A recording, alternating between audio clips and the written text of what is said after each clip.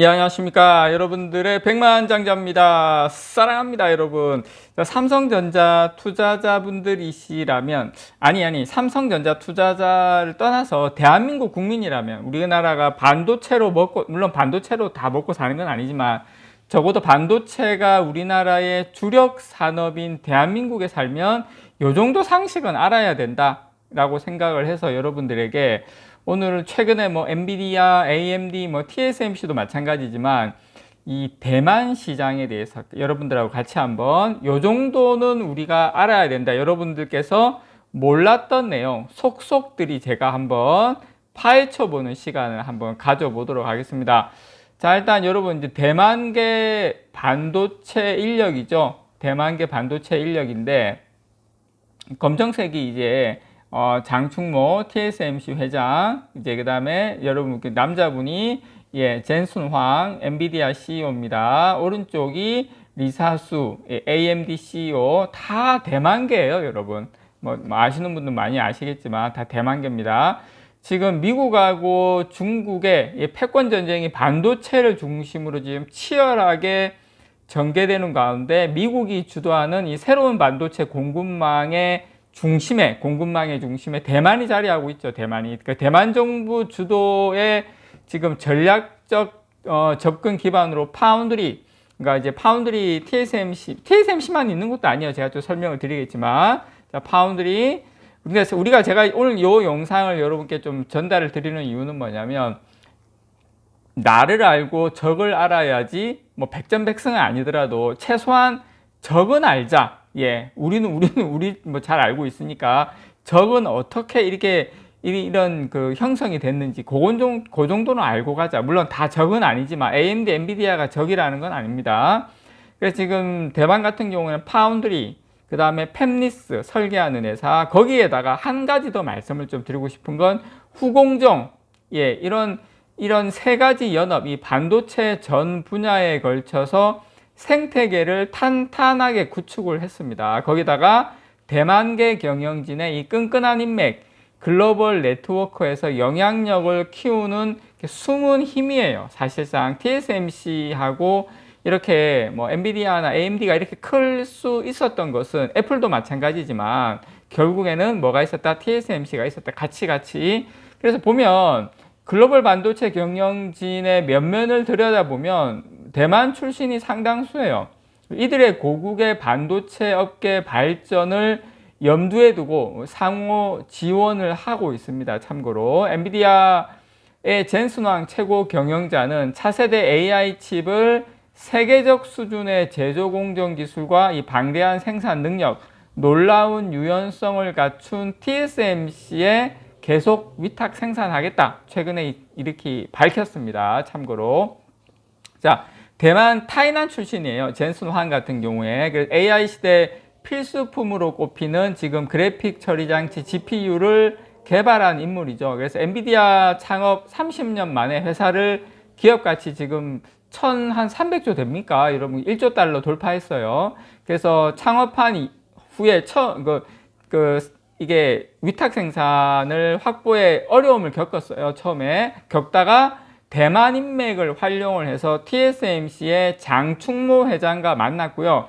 그 이후에 30년 가까이 엔비디아와 TSMC는 한 몸처럼 움직이면서 반도체 성능 향상에 매진해 왔는데 사실상 지금의 엔비디아가 있을 수 있게 된 건 TSMC가 있기 때문에 같이 성장했다. 이렇게 여러분께 말씀을 좀 드리고 싶습니다. 그리고 최근에 새로운 AI용 그 GPU죠. 그 MI300X 이거 출시하면서 엔비디아의 도전장을 내민 미국의 또 AMD 리사수 CEO는 젠슨 황 CEO의 조카뻘입니다. 또 오촌 친척이에요. 그리고 이 수 CEO는 3살 때 미국으로 이주한 이민 1세대, 2세대는 아니고 1.5세대, 이민 1.5세대입니다.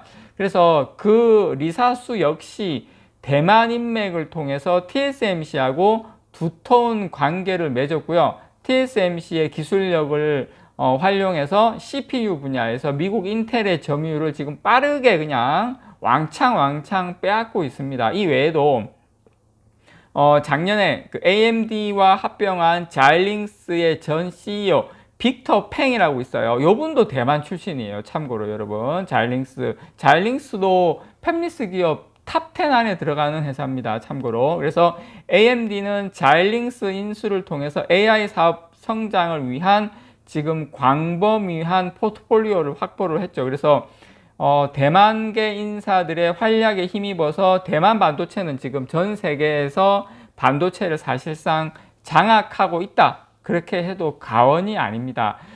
국제무역센터 ITC라고 하거든요.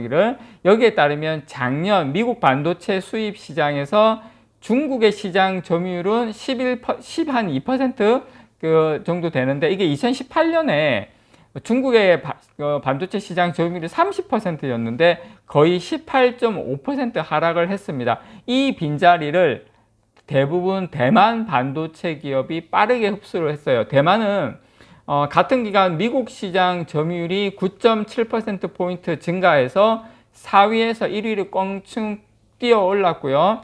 미국이 대만에서 수입한 컴퓨터라든지 부품 이런 금액은 거의 75억 6천만 달러로 늘어나서 한 4배 정도 폭증했습니다. 그래서 우리가 알고 있는 그냥 대만의 TSMC만 있는 게 아니라 지금 대만은 상당히 많은 포트폴리오를 갖추고 있다. 자, 예를 들어서 여러분, 우리가 파운드리 제가 먼저 설명을 좀 드리면 TSMC를 위시한 파운드리로 TSMC만 생각을 하는데요.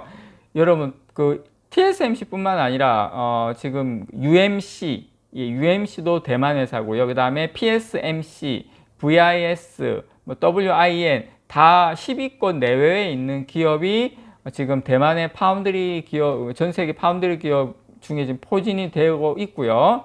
이 수익성이 높은 미세 공정은 TSMC가 가져가고요. 재밌는 게 지금 요 나라 안에서 난이도가 낮은 일반 공정, 레거시 공정이라죠. 이런 UMC나 이런 다른 기업이 가져가는 방식으로 지금 하고 있어요. 그래서 UMC 같은 경우에는 2018년도에 14나노 이하 공정 개발을 중단을 했어요. 그 대신에 18나노 이하는 14나노 이하는 TSMC 너희가 다 해. 우리는 그것까지 안 하겠어. 대신에 우리는 22나노, 26나노 이런 공정에서 상당한 수익을 지금 거두고 있습니다. 참고로 UMC는 삼성전자하고도 관계가 좋아요. 자, 대만은 이 반도체의 설계를 담당하는 팹리스 분야에서도 글로벌 시장에서 통하는 경쟁력을 갖추고 있습니다. 자, 미디어텍, 대표적인 미디어텍 AP 만드는 미디어텍은 지난 1분기 스마트폰 모바일 프로세서 AP 시장 점유율 32%예요. 1위를 차지했습니다. 1위. AP 시장 1위입니다. 퀄컴이 1위가 아니에요. 그래서 지난해부터 연간 기준으로 퀄컴을 제치고 1위에 입성을 했는데요. 자, 팹리스 분야 전체로는 4위입니다. 4위. 노바텍 4위, 리얼텍 7위의 시장 점유율을 모두 합치면 대만 기업은 전 세계 팹리스 시장 점유율 21.4%로 2위를 점하고 있습니다. 우리는 계속 퀄컴, 엔비디아, AMD만 생각을 하고 있지만 실질적으로 대만의 미디어텍, 노바텍, 리얼텍 이런 회사들하고 다 합치면 시장 점유율이 거의 20%가 넘는다라는 거. 거기에다가 제가 오늘 너무 많이 대만 좀 그렇게 하는 것 같은데 우리가 이 정도는 알자. 적이 어느 정도 수준인지는 알자. 거기다가 진짜 역량은 저는 여기 있다고 생각해요. 뭐냐면 패키징하고 테스트 등 이 후공정 분야에서 상당히 최고죠. TSMC가 팹리스 업체에서 이 반도체 생산을 위한 이 덩크 솔루션을 제공하면서 고객사를 확보한다고 하면 이 후공정 업체들이 참여해서 전폭적으로 지원을 하고 있다. 이렇게 보시면 됩니다. 대만 후공정 업체 1위는 ASE. 지난 2021년 웨이퍼 레벨 패키지 WLP라고 그러는데 이거하고 시스템 인 패키지 SIP죠. 여기 한 20억 달러의 시설 투자를 발표를 하고 막 이렇게 하는데 작년 3월입니다. 고급 패키지 기술인 SOIC라고 있어요. 시스템 온 인터그레이티드 칩인가 하여튼 그거 있는데 그게 지금 AMD의 고성능 CPU 양산에 지금 처음 적용이 됐습니다. 근데 저는 제가 여러분들께 말씀드리고 싶은 요지는 지금부터인데 참고로 여러분, TSMC는 사실 대만 행정원 소속의 산업기술연구회에서 전액 출자한 공기업입니다. 1987년에 출범했는데, 물론 1992년 제가 고등학교 졸업할 때 그때 민영화 됐어요. 민영화 됐지만 어쨌든 지금 국가에서 상당 부분 일부 지분을 가지고 있습니다. 정부의 전폭적인 지원을 받고 있습니다. 2021년도에 57년 만에 가뭄으로 물 부족을 겪자 그냥 대만 정부 모든 나라가 총동원해서 어떻게 보면 TSMC 지원을 했죠. 거기다가 지금 반도체 대학원을 인가를 해서